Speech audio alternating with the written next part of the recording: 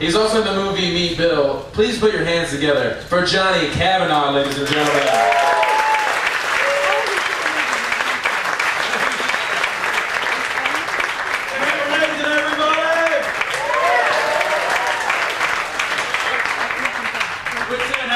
Tonight. Well, come on, you guys can do better than that. It's 5:30 on a Saturday and you're out partying. How you doing?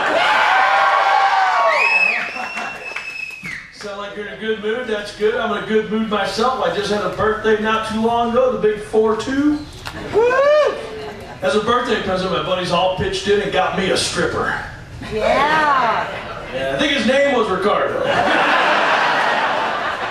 Ricardo was just as surprised as I was. And he was pissed too, because I had a stack of ones I was going to use them puppets. Come here, you son of a bitch! So here we are, it's Saturday afternoon. Where the single folks at? Single folks, yeah? Couple of goblins in the back there, do this. We're that Westminster mating call too. Woo! Woo! I said woo! But it's Saturday night, we have dates. We have people on dates tonight. If you're on a date tonight, give me a round of applause. Go! Yeah? Got some people clapping. I see some people checking. Are we? No, okay. That's going to be $12 for those beers then. And you're going to have to find a ride home. I'm not driving back to Commerce City for nothing. I was on a first date. It was actually the first date that I had with my wife, and she asked me a weird question for a first date. She said, "So, how do you feel about monogamy?" I said, "Well, it's prettier than balsa wood."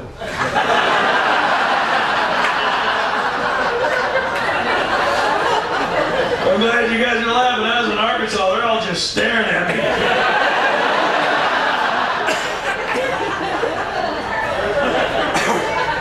You know, I believe he's right.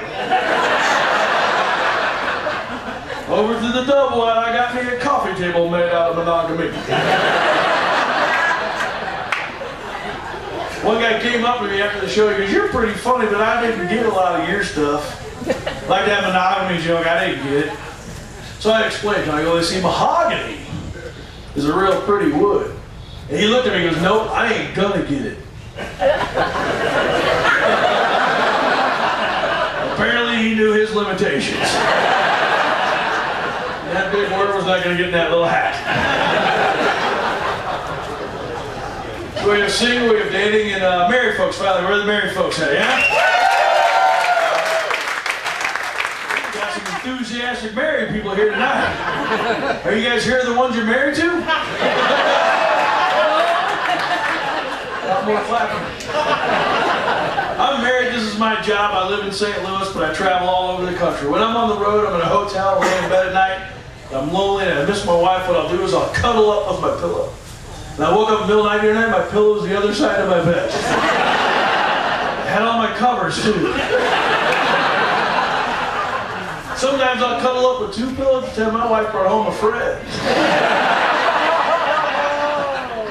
Ricardo, is that you again? I live in St. Louis, and I used to live right outside of downtown St. Louis. I don't know if anybody ever got a chance to get through there, watch the news, see about St. Louis. I can give you directions to my old house. Jump on 70, take it all the way, it goes all the way into St. Louis. Go around downtown, get off on a street called Jefferson Avenue, go south, go 6 blocks, get out of your car, run to the house. You gotta run in a zigzag too, because they'll pick your ass off if you run straight on it. Lead like a son of a gun on Jefferson. So we lived down there in the city not too long ago. We moved out to the county, moved out to a new house, whole new set of issues, new set of things to deal with. We had a yard for the first time. So my wife and I had to come up with some compromises. First compromise we did was this. She was going to take care of the flower beds we had all around the house. I was going to take care of cutting the grass. She was gone one weekend. I went out and got one of those rototillers. She came back home and said, "What happened to the grass?" I said, "Don't you mean the flower beds?" Looks like you have some work to do. Next deal we made was this. In our bedroom, we got one of those great big closets. You can go in there and stuff to stack stuff on over here. stuff to hang stuff on over here, dressing table with a mirror at the end, and that's where all my wife's clothes are. When I want to get my clothes, I have to go down 2 flights of stairs to the basement. Over in the corner, there's a beat-up old cabinet, and that's where all my shit is. My wife has a walk-in closet, I have a walk-to closet. When we moved to this new house, she wanted me to paint everything on the inside of the house. But she wanted me to paint it the same color that people had just painted it before we moved in. That was a pain in the ass. I painted the same spot for an hour and a half before I figured out it was a shadow. I fixed her though. I left the big mess for like 3 weeks. For like 3 weeks we had this yellow plastic running from one end of the hallway to the other. She hated it. She thought it was ugly. I loved it. I thought it was cool. I had a slip and slide that went from the fridge to the couch. So we move into this new neighborhood. Our new neighbor is a housewarming president. He brings us over porno movies. That's not right. I am too old, married, domesticated for pornos. I watch decorating shows. I was watching a porno. I'd be like, hey, don't you think that coffee table will look better over there? What is that, monogamy? My neighbor gave me some advice, so I moved out of the apartment down to the city to the house next door.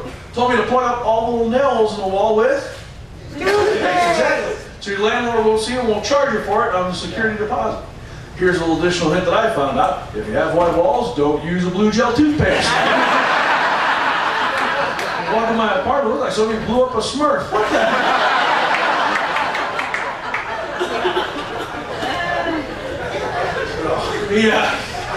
He's cool. We had to go to a birthday party for this guy's kid.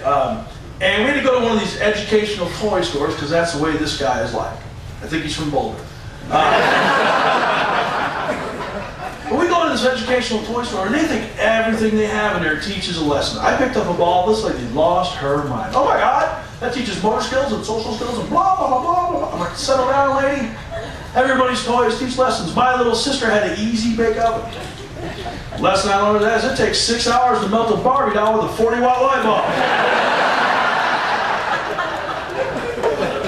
I had a sit and spin. Lesson I learned a sit and spin. It doesn't matter how much duct tape you use, a gerbil will not stay on a sit and spin. I had that game Battleship. Learned an important lesson with the game Battleship. How to lie.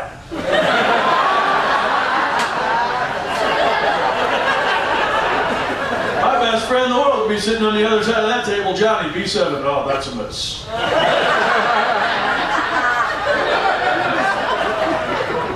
Had a pogo stick.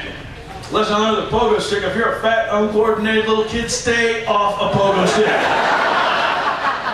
I can only ever get 2 bounces. One to get it going and one to break the fall. You get a pogo stick for a little fat kid, that's for your amusement, not his. It's not even a toy for a little fat kid, it's a hole maker. Cool, I got a pogo stick, I got a pogo stick, I got a 2-foot hole in the ground. To this day, I think my dad got me one just so he could put up a fence.